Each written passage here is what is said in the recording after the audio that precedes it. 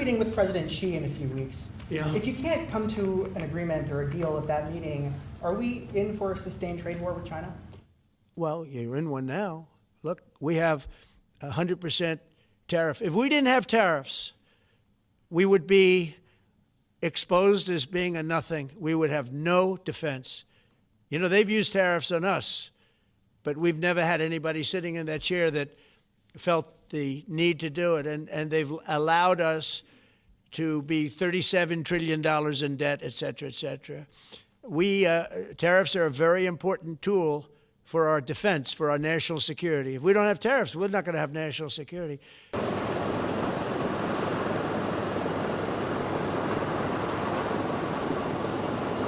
Last Wednesday evening, China announced a sweeping expansion of its export controls on rare earth elements and rare earth processing equipment, as well as technologies related to batteries, vehicles, industrial diamonds, and super hard materials.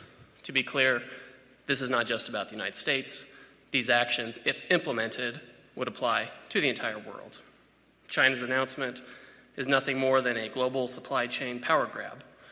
While China has taken a number of retaliatory trade actions against the United States, Europe, Canada, Australia, and others in recent years, this move is not proportional retaliation. It is an exercise in economic coercion on every country in the world.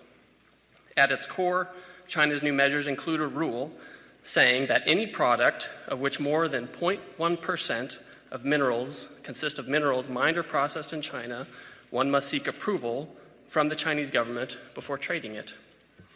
Since many important semiconductors, for example, have these critical minerals, and semiconductors are in nearly everything, this rule gives China control over basically the entire global economy and the technology supply chain.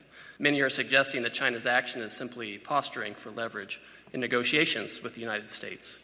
While that may be one element of China's approach, it's obvious that these controls are part of a broader plan by China to control the world's supply chains.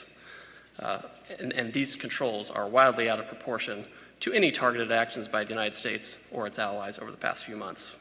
As the President said, we want to help China, not hurt it. If some in the Chinese government want to slow down the global economy through disappointing actions and through economic coercion, the Chinese economy will be hurt the most. And make no mistake, this is China versus the world. They have put these unacceptable export controls on the entire world. China is a command and control economy, and we and our allies will neither be commanded nor controlled.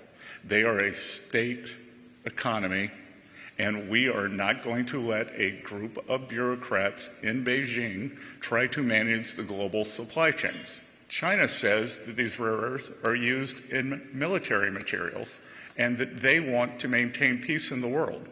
Again, it is the purchase of Russian oil by China that fuels the Russian war machine. China buys 60% of Russian energy. They buy 90% of Iranian energy. So who is fueling the Russian war machine?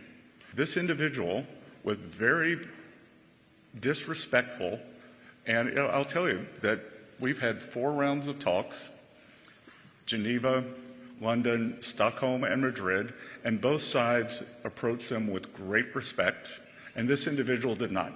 He showed up uninvited in Washington and said, quote, China will cause global chaos if the port shipping fees go through. So I don't believe that China wants to be an agent of chaos. He says President Trump still expects to meet this month with Chinese leader Xi Jinping at the Asia-Pacific Economic Cooperation Summit.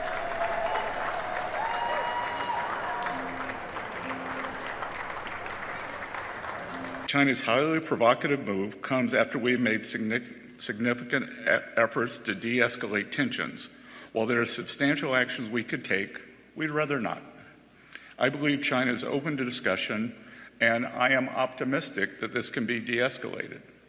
Ultimately, we are confident in the strong relationship between President Trump and President Xi.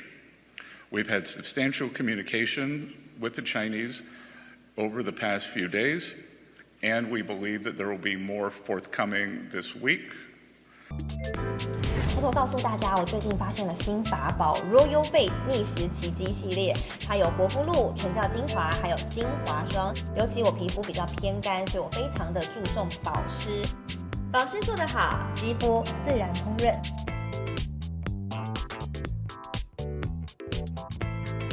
提亮肤色更年轻，抚平皱纹超有感，而且气色变好。用心保养，每天都更美丽。